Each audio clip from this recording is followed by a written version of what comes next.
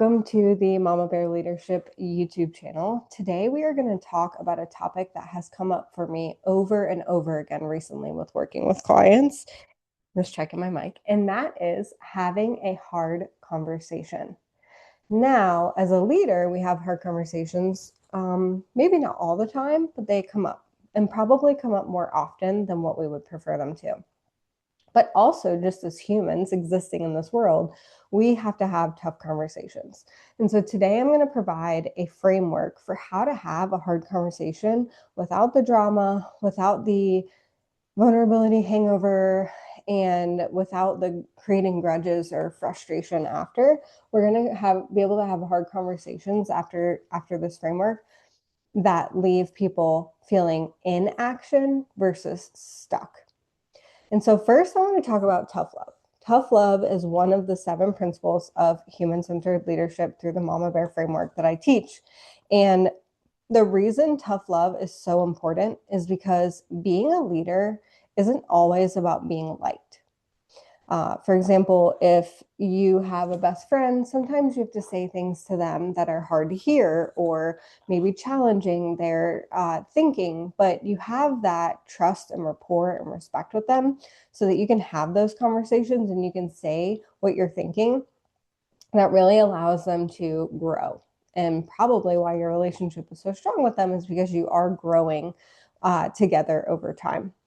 Another example that I think about is being a parent. So I myself am a parent. I know not everyone is, but for me, I relate it to I can't always be my son's best friend who lets him eat popsicles late at night and have sugar before bed. Sometimes I have to be direct and clear and set boundaries and set expectations and have tough conversations with him because I ultimately want the best for him. And by giving tough love as a leader to your team and to your peers and even to your own boss, it creates a sense of psychological safety, especially with your team, because it helps them know that you have their best interest at heart.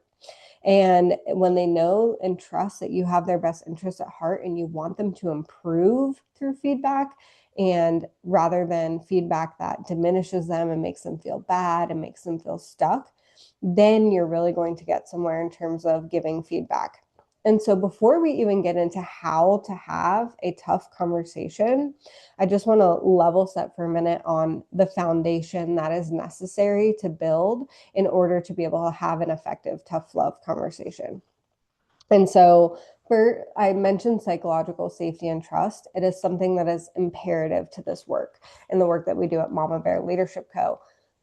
Your team has to trust that when you're giving them feedback, it is because you want them to improve and you believe in them and you see the potential in them rather than you are belittling them and breaking them down and trying to judge them. And so if you don't have that relationship with them, giving feedback or having a hard conversation with them will not land the same way. And so I just wanted to level set on there's a lot of work we do inside of Mama Bear Leadership Co. Mastermind on building that trust, but that is foundations and essential to having a conversation where you can have an effective outcome. And so we're going to go into this framing, assuming that you have that trusted foundation. And I want to talk a little bit first about why this works.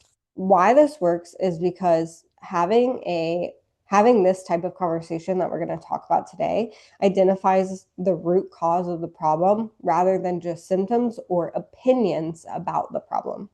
And so we want to come with data, with facts, with evidence and examples rather than opinions or feelings about the scenario. It's going to help us stay rooted in fact versus emotion when we're having this conversation. Second, they will feel safer when you do this, when you have this conversation well, and it will further build that trust that you have already with them as a foundation into your working relationship moving forward. And lastly, when you have a great conversation, an effective conversation when you give feedback, it removes barriers so that people can see their full potential. And ultimately, a leader that shows someone their full potential is a leader that's going to be successful with their team. So we're going to start with the pregame. So what even happens before you have the conversation? So we're going to talk about what we do beforehand, so the pregame.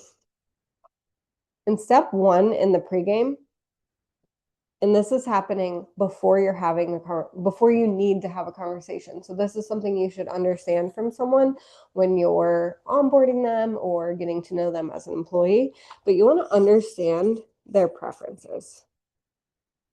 And what do I mean by this? What I mean is how they like to receive feedback.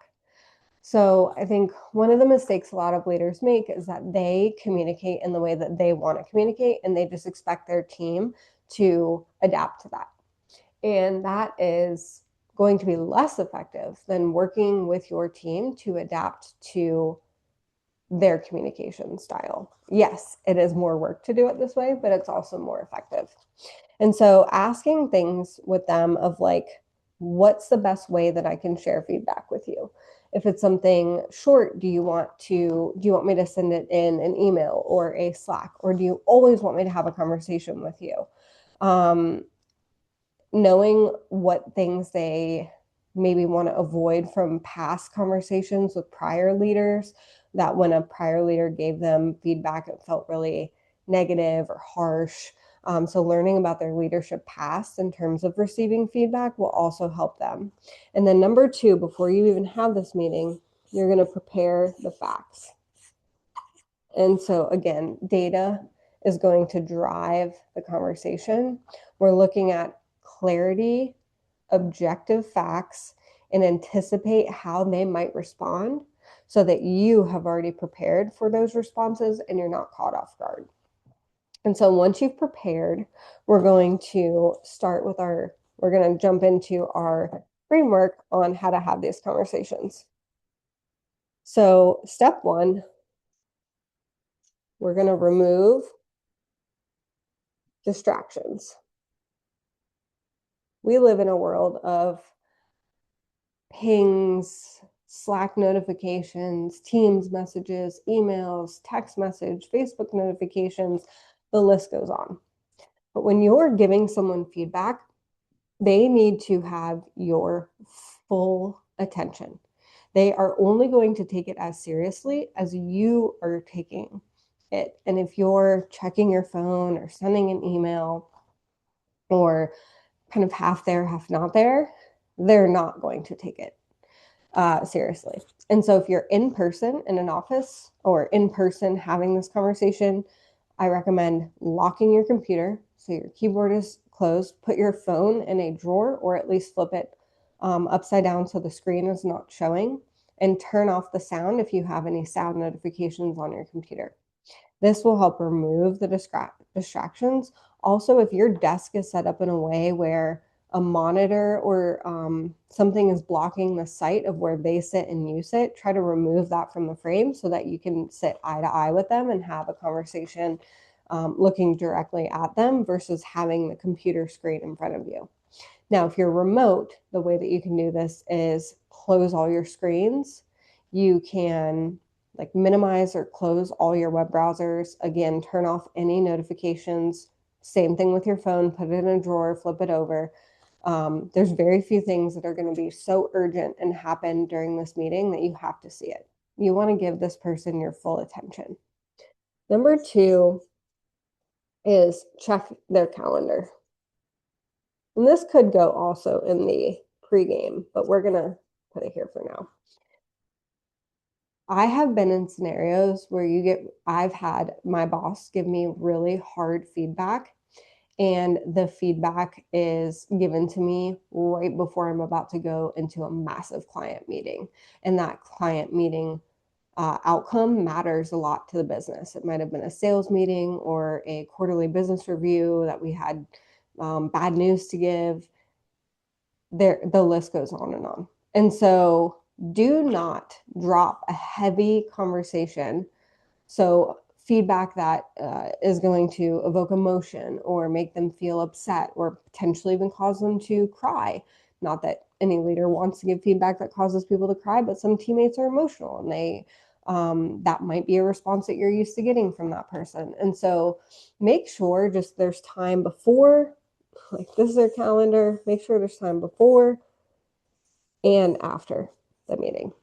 This will help them have come into the meeting with clarity, not distracted from what they just finished.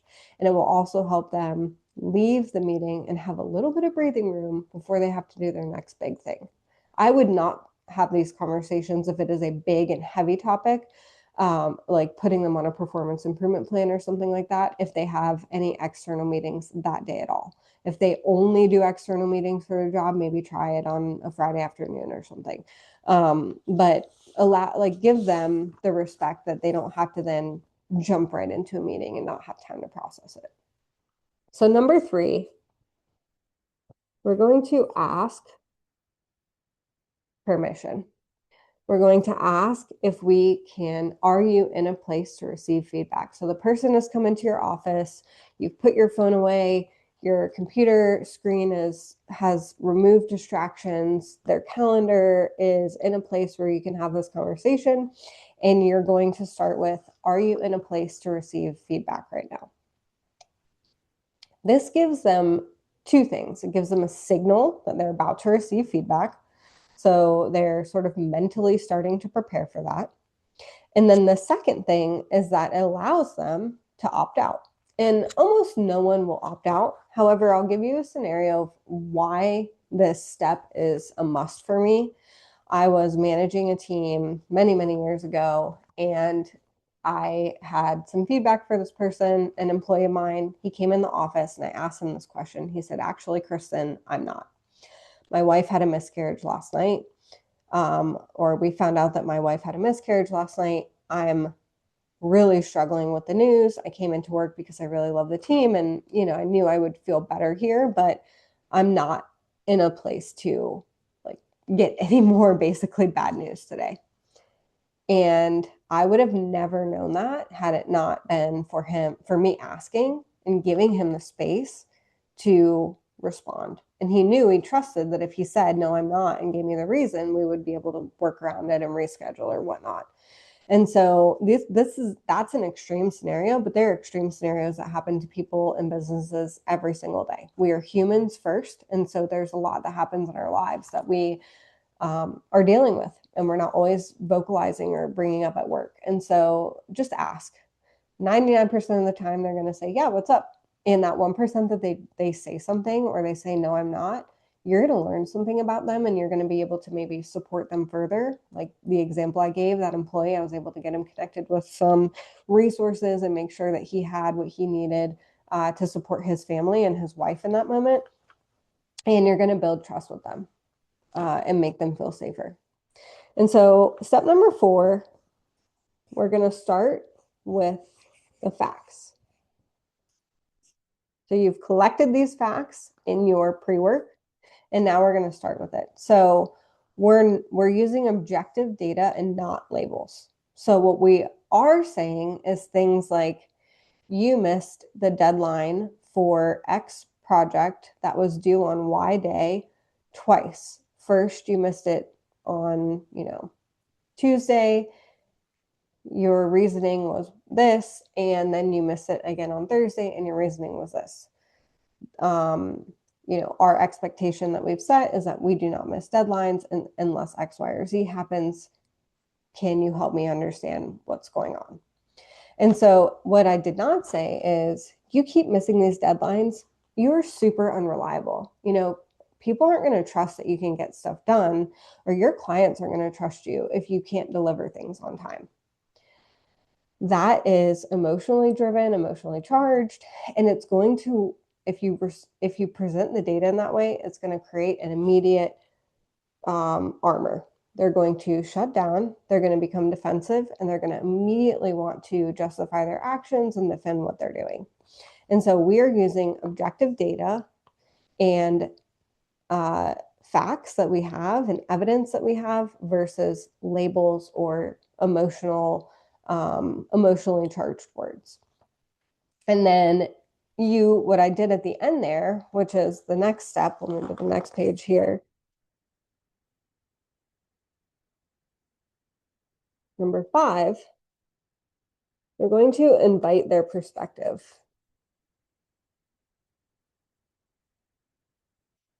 And what this means is at the end of that example I just gave, I asked them a question. And so, you've missed these deadlines. We've given this example. Can you help me understand why we're missing these deadlines? So in that question, I'm trying to understand what is going on behind the scenes that is causing them to miss it. Do they just not think it's serious? Do they keep getting more work dumped on them and they're having a hard time prioritizing and they don't really know how to reprioritize their work?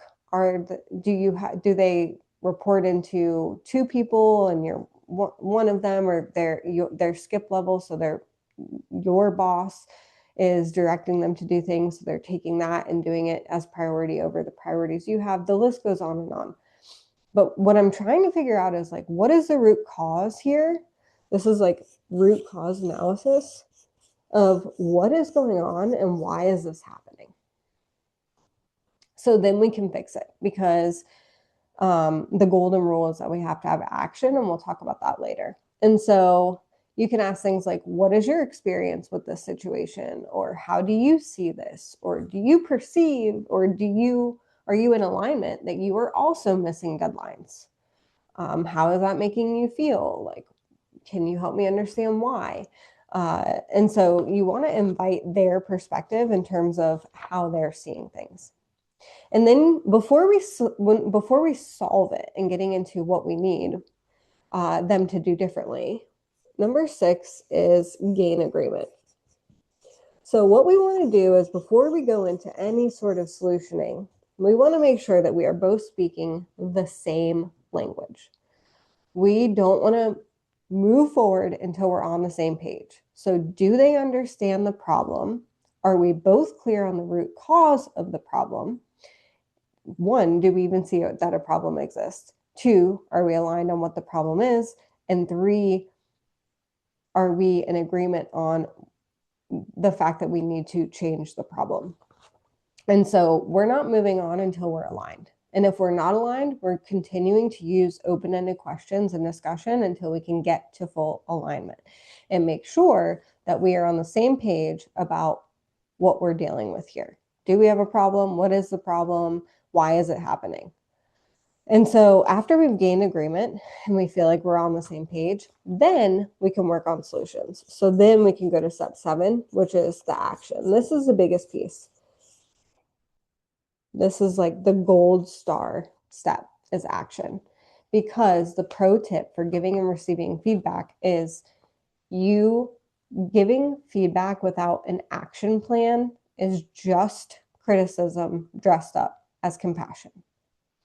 If you want someone to grow and improve, you have to show them and give them clear steps on how to get there. They are likely missing a deadline because there's some level of misunderstanding, or they don't have a skill to be able to do it, or they don't understand the prioritization expectations well enough to reprioritize. So once you've identified that root cause, then we're going to create an action plan for how to eliminate that root cause in the scenario going forward. And when you're creating the action, it's really the who, what, when, and how framework. So who's doing it? What are they doing? When are they doing it by? And how are you going to check in to make sure there's alignment?